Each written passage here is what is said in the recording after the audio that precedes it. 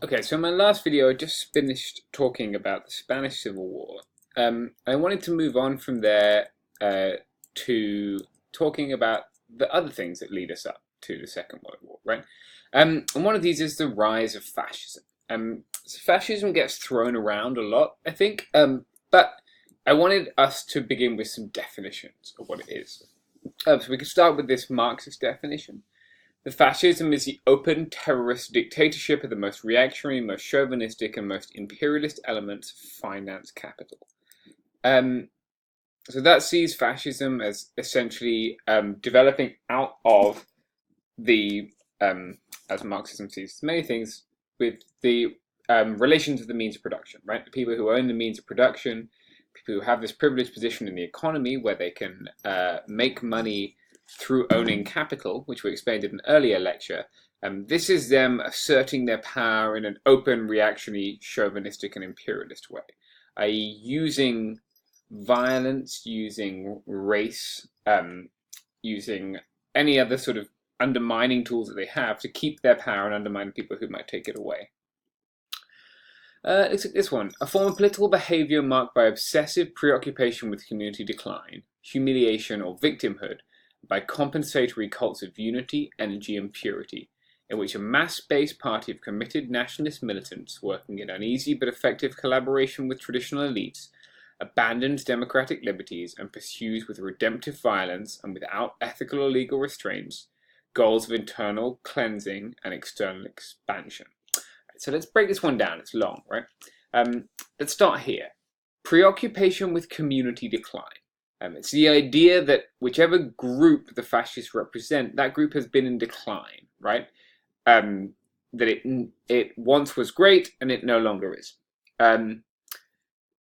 They feel humiliated or victimized by other nations, right? And therefore they have this cult of unity, energy, and purity. That is, we all have to stick together. Us, whether it's white people, whether it's German people, whether it's the other master race, right? We have to all work together to reclaim our rightful place in the world. And this is this mass-based party of committed nationalist militants, right? And they work together with existing elites, so it has this in common with the Marxist definition. Pursues with redemptive violence. They see violence as part of fascism, right? And the idea is that violence will purify the nation. And without ethical or legal restraints, they're not bothered about doing what is right. They're doing what they need to do to get themselves back in their position where they consider themselves to be appropriately placed. And then their goals, internal cleansing, so that's expelling people who they don't feel like a part of their group from their nation, and external expansion, that is growing the landmass of their nation. This is Paxton's definition. Fascism is hard to study because sometimes fascism can be seen as just a style, right, as a way of doing politics with these big rallies and flags and mass salutes. But lots of other movements mimic fascism's style without being fascism. Right? So we have to work out what the difference is between fascism and things which just mimic its style. It also doesn't really have a very coherent ideology, right? Marxism, we can look to Marx. We can look to Adam Smith for capitalism, right? There are ideological texts. Fascism doesn't have that. And finally, it's used a lot, right? There's this idea that Godwin's law says that any argument on the internet will eventually end with one party calling another a Nazi. But you could say the same about fascism, right? My cat has jumped on my keyboard again. It's used a lot to sort of mean anybody on the right who somebody disagrees with, right? So he has these 7 categories. The primacy of a single group, right? So this is the group that considers itself to be by nature primary, right? Superior to other groups. And the victimhood of that group, so it shares that with the previous definition. Idea of liberal decadence. That is to say that liberalism has overstepped its boundaries. It has created this society which is too much, right? Too much spending, perhaps, or too much multiculturalism, too much in the way of sort of liberal lack of concern for what fascists think is important. In-group fraternity. So everyone in the group is a brother, right? They're part of the group. The idea that individuals within the group will benefit from the glorification of the group. So everyone gets better. Every Nazi is better off when the Uber race are better off, right? Charismatic male leadership is always a male, right? In the two examples of fascism we have, Germany and Italy, it's always a man. He's always charismatic. He gives big speeches and people listen. And a glorification of violence. Yes, we have these different definitions of what fascism is. Let's now look at some other characteristics of fascism, right? Where does it come from? It comes from Mussolini in Italy, right? That's where we get the term fascism. And Mussolini he came to power through a series of strong-arm moves, propagating fear of a sort of left-wing other, right? This idea that, oh, the communist boogeyman is coming. If you don't pick me, then we're going to be living in chaos and communism. He had a very interesting biography. He first went through a stage of radical pacifism. He was an anti-clericalist at one point. He was a leader of the Socialist Party, but he left because he wanted to join World War I on the side of the Allies, and the Socialists didn't. He then founded his paper because he felt isolated by trade unions. And really, he wanted to bring in all these people who felt isolated by the political system and kind of make them angry about the political system. And he creates this militia called the Black Shirts, and these Black Shirts become, at first, an anti-union militia, but later they become a pro-fascist militia. Its movement was at first very radical. It wanted to make big changes, but by 1922 this changes and becomes very conservative. In the main, its program is centered on the idea of doing things, right, of action. But what it really meant was naked personal power from Mussolini, right? So in 1920, he begins with his Black Shirts, his supporters, and he uses them to break a strike. By 1921, he still only has 5% of electoral support when he marches on Rome. But by 1922, the king called Mussolini in to form a government. He, at first, wasn't racial or racist or totalitarian. He didn't demand complete power for himself. But he did glorify violence. He did reject the rule of law. And he did embrace ultra-nationalism. He then develops more techniques in 1925. This is the aesthetic of fascism, right? The strong male leader dressed in military uniforms, these massive rallies, the use of modern tools, things like the motor car, things like the train and the plane, right? Fascism says this is the future. We are the future. Our race or our nation or our group are the future. And it's through Mussolini that we get the fascist aesthetic, right? Nazi Germany. So we know a lot about Nazi Germany, probably from our various cultural exposures to it. Very briefly, Hitler had served in World War I, and his party drew on the Freikorps. The Freikorps means Free Corps. They're soldiers who served in World War I and are now anti-leftist militias. They really didn't do very much until the Great Depression, right? Massive poverty undermines people's trust in the system, and they look for another alternative, right? They look for something which can give them hope. They opposed communism, but they favored a larger state, so more tax, more government spending, more government involvement in everyday life. They wanted someone to blame for the problems that German society was facing, and that's when they settled on anti-Semitism.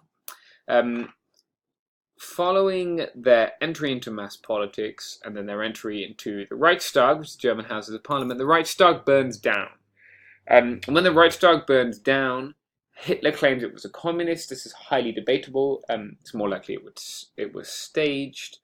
Either way, this is used as an excuse for the passage of the Enabling Act, and the Enabling Act allows Hitler and the Nazis to take complete power and to not really have to consult Parliament.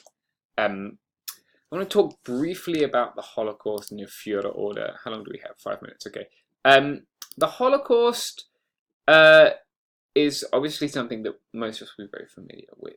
But one of the things that people are less familiar with is this sort of debate about the Führer order, right? About who ordered the Holocaust.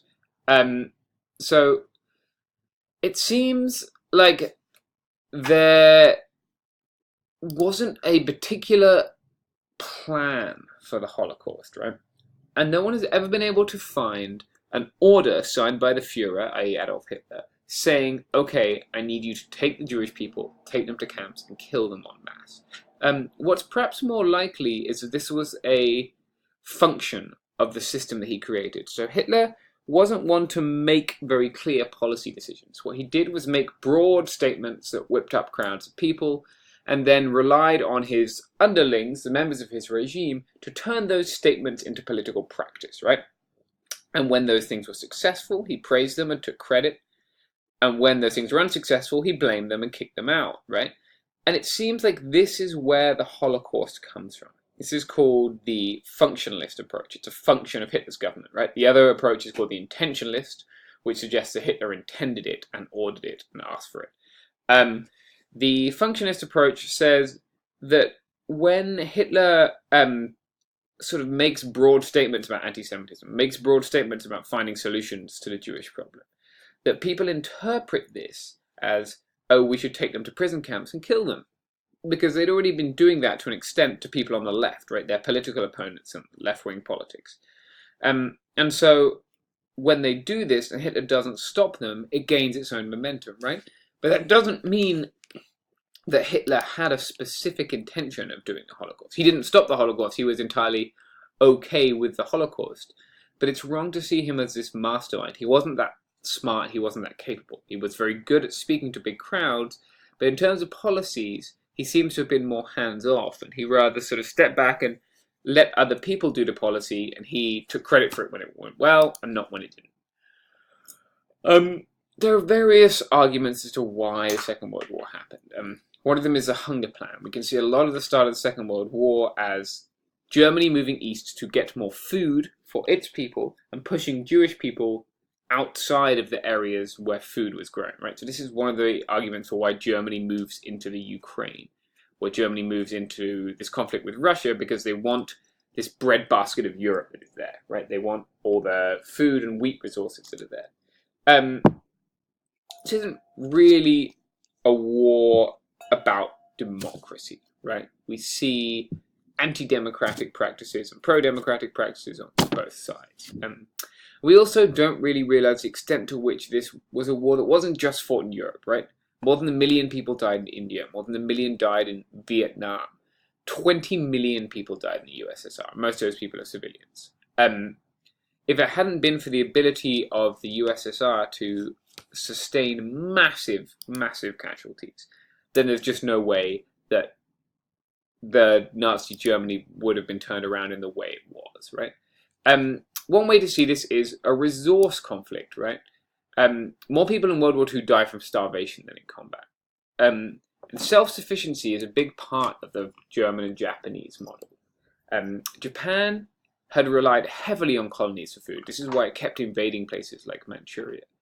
Germany, as I said, really wanted Russian land. It wanted to turn Western Russia into a breadbasket. This is a historian who makes this argument. The battle for the Atlantic, which we see as a naval and an aerial battle, was about the ability of the United States to ship food to Great Britain. The British tended to divert food from the colonies, right? And this allowed millions of people in the British colonies to die from starvation because the British were diverting food to the metropole, back to Great Britain, right?